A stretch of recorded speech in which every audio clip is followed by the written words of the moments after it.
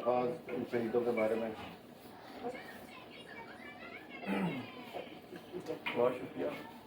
بسم اللہ الرحمن الرحیم. سب سے پہلے تو محمود صاحب کا شکر گزار اور یہ کہ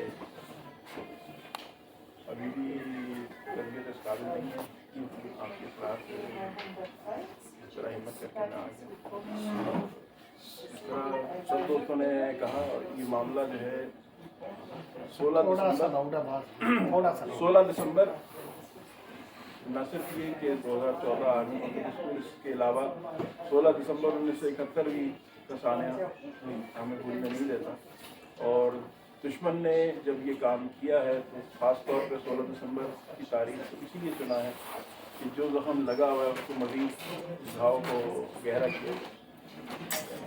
اور آج بھی منہج القوم ہمیں ان چیزوں کو دیکھنے کی ضرورت ہے, ان غلطیوں سے سبق سیکھنے کی ضرورت ہے, نہ کہ ان کو مزید دہرانے کی ضرورت ہے.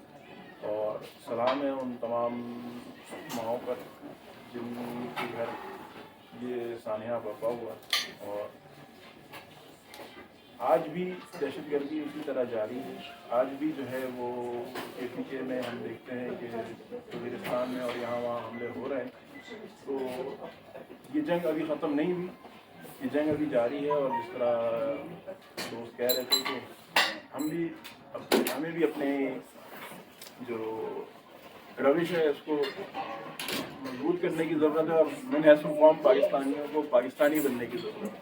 اپنے آپس کے اختلافات کو ختم کر کے جب تک ہم پاکستانی نہیں بنتے یہ معاملات اسی طرح ہوتے رہیں گے. دشمن اسی طرح اپنا کھیل کھیلتا رہے گا, ہم پر وار کرتا رہے گا. اس کو شکست دینے کے لیے ہمیں سب سے پہلے ایک قوم ہونے کی ضرورت ہے, متحد ہونے کی ضرورت ہے, اپنے آپس کے اختلافات کو دور کرنے کی ضرورت ہے.